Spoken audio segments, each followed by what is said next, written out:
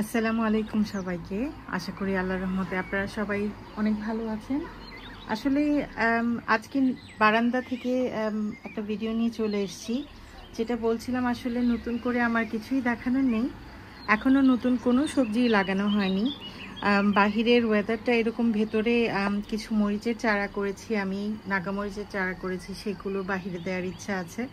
কিছু লাল শাক করবো ইনশাল্লাহ, যদি আল্লাহ কপালে রাখেন। আর হচ্ছে আমার আম্মা সেদিন বললেন যে উনি আমাকে অনেকগুলো চারা দেবেন, আমি যেন, আর আসলে আমার ফ্ল্যাটের ভেতরে এত জায়গাও নেই যে আমি নিজে থেকে কোনো চারা করতে চেয়েছিলাম। সময়ের অভাবে, শারীরিক অসুস্থতার কারণে কোনোভাবেই করা হচ্ছে না। তো আম্মা বলেছেন যে আমি যেন চিন্তা না করি, আম্মা অনেকগুলো চারা করছেন। তারপরও আমি কিছু কিছু জিনিস করেছি, যেমন চাইনিজ পটলের কিছু চারা করতে চেষ্টা করেছি, আর কিছু বাংলা লাউ যেটা ছোট ছোট গোল গোল হয় সেটার চারা করতে চেষ্টা করছি, মরিচ আর নাগামরিচের সাথে সাথে। তো আসলে সেগুলো মানে প্রাপ্তবয়স্ক হওয়ার আগ পর্যন্ত তো অন্য কোনো চারা দিতে পারবো না।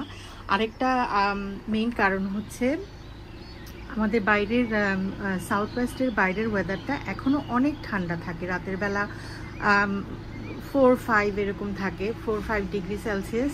তো এটা আসলে আমাদের দেশি সবজির জন্য একদমই আইডিয়াল না।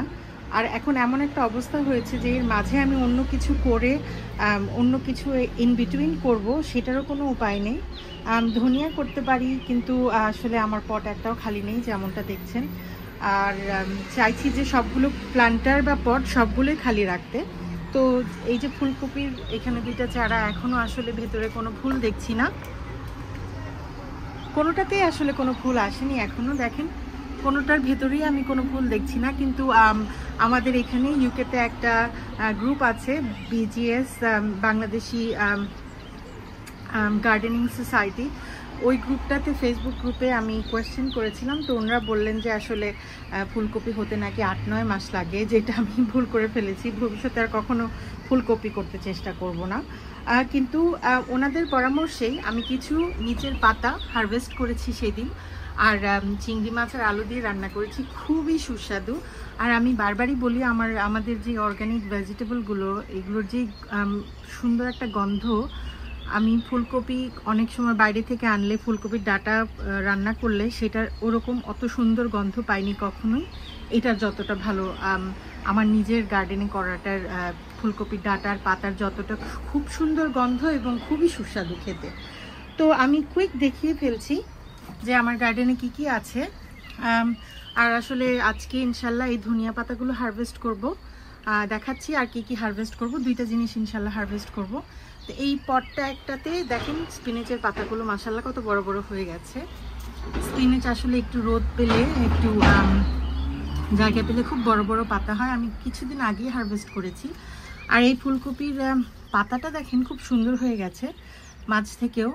তো আর আমি ভেবেছিলাম কেটে ফেলে দেব, কিন্তু বারবারই বলি যে অন্য কোনো কিছু লাগানোর আগে সেটাও চিন্তা করি না, তো রেখে দিয়েছি। দেখেন এখন মাশাআল্লাহ ভালোই আছে। এখানে একটা ট্রে আর সিজার্স রেখেছি হারভেস্টিংয়ের জন্য। ফুলকপি যেগুলো দেখালাম, এই যে এটা হচ্ছে আমার চাইভস এখানে। আর দেখেন ফুলকপির মাঝে মাঝে কিছু স্পিনেচ আছে, জুমিং করে দেখায় আসলে। আর ফুলকপির ডাটাগুলো বেশ মোটা মোটা হয়েছে। এখন আমি জানি না আসলে ফুল আসবে কিনা। আমি আগামী সবজি লাগানোর আগ পর্যন্ত দেখতে থাকবো, যদি আসে আসলো, না হয় কেটে আসলে অন্য নতুন ভেজিটেবল করব। মাঝেরটা আমার রসুনের প্ল্যান্টার, মাঝে মাঝে মূলা দিয়েছিলাম, জানি না এটা অন্য আরেকটা ভ্যারাইটি। আমি সাধারণত আইসিকেলটা করি, এটা অন্য একটা ভ্যারাইটি, জানি না কেমন হয়েছে। আর এই প্ল্যান্টারটাতে তো আরও কিছু মূলা, আইসিকেল, এটা আইসিকেল দিয়েছি। আর ফুলকপির চারা আসলে পানি দিতে হবে, মাটিটা বেশ শুকিয়ে গেছে। আর এখানে দেখেন আমি অল্প কয়েকটা ধনিয়া পাতা রেখে দিয়েছিলাম, এটা আসলে বীজ হয়ে যাচ্ছে, এই জন্য আমি আজকে হারভেস্ট করে ফেলবো। খুবই একটু দিনের বেলা বেশ গরম পড়ে, আবার রাতের বেলা বেশ ঠান্ডা, তো এরকম হচ্ছে। আমার মূলার চারার সাথেও একই জিনিস হয়েছে, এই যে যেমন দেখাচ্ছি। হারভেস্ট করার পরেও মাশাআল্লাহ দেখেন অনেকগুলো আছে। তো ইনশাআল্লাহ আজকে আমি আমার এই ধনিয়া পাতাগুলো আর এই মূলা শাকগুলো হারভেস্ট করব। তো হারভেস্ট করার পরেও দেখাবো কতটুকু হলো। আর এই হচ্ছে আমার আনারের চারা, দেখেন পাতাগুলো যে কি সুন্দর দেখতে। কোনোদিন আনার না হলেও আমার পাতাবাহার গাছের মতো যদি এগুলো থাকে তাহলেই বা খারাপ কোথায়। এখানে আমার লেবু গাছটা মাশাআল্লাহ খুব সুন্দর করে জেগে উঠছে। দেখেন ছোট ছোট ফুলও আসছে, লাল লাল পাতাও আসছে। এগুলো আগেই ছিল, ছোট ছোট লেবু ছিল, এগুলো আস্তে আস্তে বড় হচ্ছে মাশাআল্লাহ। এদিক দিয়ে নতুন পাতা যে আসছে। আসলে অনেক রোদের সময় অনেক সময় বোঝা যায় না আমি কি রেকর্ডিং করছি। ভুল ত্রুটি হলে ক্ষমা সুন্দর দৃষ্টিতে দেখবেন। এটা আমার আঙুরের চারাটা, কিন্তু আমি জানি না এই বছরও কোনো আঙ্গুর দেখতে পাচ্ছি না। আমি শুধু পাতাই দেখতে পাচ্ছি, যে পাতাই বের হচ্ছে, কিন্তু কোনো ফলের কোনো কুশি আমি দেখতে পাচ্ছি না। এটা আমার আঙুরের চারা। এখানে একটা কাফির লাইমের একটা কাটিং করেছিলাম, নষ্ট হয়ে যাচ্ছে আসলে। মোর ফুলকপি, এগুলা তো যে সিড হয়ে গিয়েছিল। আর এখানে দেখেন এই স্পিনাচের পাতাগুলো আমি যেটা বলছিলাম, মাশাআল্লাহ দেখেন কত বড় বড় হয়েছে। ওইটা যেমন ওইটা, এখানে ওইটার ভিতরেও একটা স্পিনাচ আছে, কিন্তু ওইটা এই ফুলকপির দুইটার চারার জন্য ঢেকে গেছে। আর এখানে আরেকটা ছোট্ট আনারের চারা। আর বাহিরে আছে আমার রসুনের চারাগুলো। দেখেন আমি যদি দেখাই, খুব মোটা মোটা হয়েছে রসুনের চারাগুলো। আমি আশাবাদী যে ভালো হবে। আস্তে আস্তে যখন মরে যাবে এগুলো আগামী মাসে ইনশাল্লাহ হারভেস্ট করব।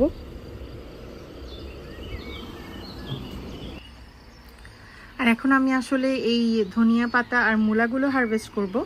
আমি জানি যে হয়তো নিচে মূলা হয়নি কোনোটারই, তারপরে উপরে তুলবো। যদি কোনোটার হয়ে থাকে সেটা মাটির নিচে থেকে ওয়েস্ট করার কোনো কারণ নেই। আসলে হারভেস্ট করতে খুবই মজা লাগে। দেখেন মূলার কিছু কিছু এরকম নষ্ট হয়ে গেছে জ্বলে, ঠান্ডার কারণে, কিন্তু তারপরেও কিছু করার নেই। জানি না ভিতরে মূলা হয়েছে কিনা আদৌ। তো আমি সব কয়টাই আসলে তুলে ফেলবো।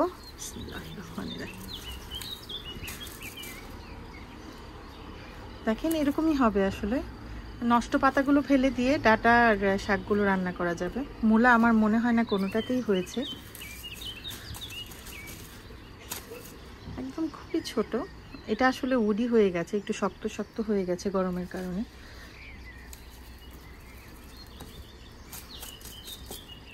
এটাতে কিছুই হয়নি। তো আসলে এমন করে আমি সবগুলোই তুলে ফেলবো। তুলে আমি আপনাদেরকে দেখাচ্ছি কতটুকু কি তুললাম। দেখেন খুবই এলোমেলো ভাবে উঠিয়েছি, তুলেছি। এই কয়টা মূলা শুধু নিচে হয়েছে, এর বেশি হয়নি। তো মূলা হারভেস্ট এতটুকুই। এখন এখান থেকে কিছু ধনিয়া পাতা তুলে ফেলবো। আসলে আমি বুঝতে পারছি না ধনিয়া পাতা কিরকম করে হয়েছে, কোথা থেকে কোনটার কি আসে বিষয়।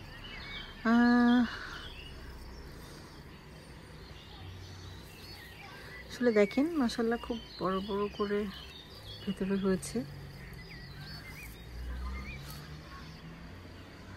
আসলে কেটেই ফেলবো সবগুলো, হয়তো মাঝে দু একটা রেখে দেবো, জানি না, করে দেখাচ্ছি।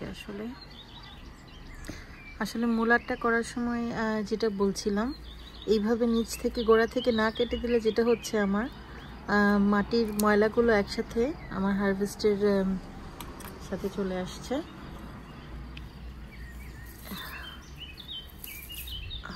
ধনিয়া পাতা আসলে খুবই ফ্রাজাইল একটা জিনিস, এটাকে হারভেস্ট করা একটু কঠিন। আসলে একটু একটু করে করতে পারবেন না আপনি, নষ্ট হয়ে যেতে পারে। অনেকগুলো একসাথে কেটে নেওয়া, অথবা আপনি একটু একটু ডাটা যদি হাত দিয়ে ভেঙে নেন সেটা অন্যরকম। আচ্ছা আমি অ্যাকচুয়ালি চেষ্টা করি হাত দিয়ে এইভাবে ভেঙে ভেঙে নিতে, দেখি কতটুকু পারা যায়। আচ্ছা আমি কিছুটা করে আমি আপনাদের দেখাচ্ছি। চেষ্টা করব মোটা মোটা ডালগুলো যেগুলো, সেগুলোকেই নেয়ার। বেশি লাগবে না আমার। আমি একটা ধনিয়া পাতার চাটনি বা ভর্তা যেটাই আপনারা বলেন সেটা করব। তো আমি তুলে আপনাদের দেখাচ্ছি কতটুকু তুললাম। দেখেন মাশাআল্লাহ এতখানি হারভেস্ট করেছি। হারভেস্ট করার সময় আমার আঙুলে, আমার হাতে এত সুন্দর গন্ধ হয়ে গেছে, আমি বলে বোঝাতে পারবো না। এত ফ্রেশ। আর এতটুকু রেখেছি, আসলে এলোমেলো হয়ে আছে, পানির প্রয়োজন কিছুটা ঝিমিয়ে গেছে, কারণ মাটিটা খুবই ড্রাই হয়ে গেছে। সন্ধ্যার একটু পরে আমি পানি দিয়ে দেবো ইনশাল্লাহ। আর যখন পানি দেব, যখন একটু আর 2-1 দিনের মধ্যে এগুলো দেখতে আবার সুন্দর আগের মতো হয়ে যাবে। এই হচ্ছে আমার ধনিয়া হারভেস্ট। মাশাআল্লাহ অনেকগুলো হারভেস্ট করেছি, যেগুলো অনেক মোটা মোটা আঙুল দিয়ে ছেঁড়া যাচ্ছিল না, সেগুলো আসলে গোড়া থেকে উপরে ফেলেছি। আর বাকিগুলো এরকম আঙুল দিয়ে কেটে কেটে নিয়েছি। তো আজকে আমার বাগানের ভিডিও এই পর্যন্তই। সবাই অনেক ভালো থাকবেন। আসসালামু আলাইকুম।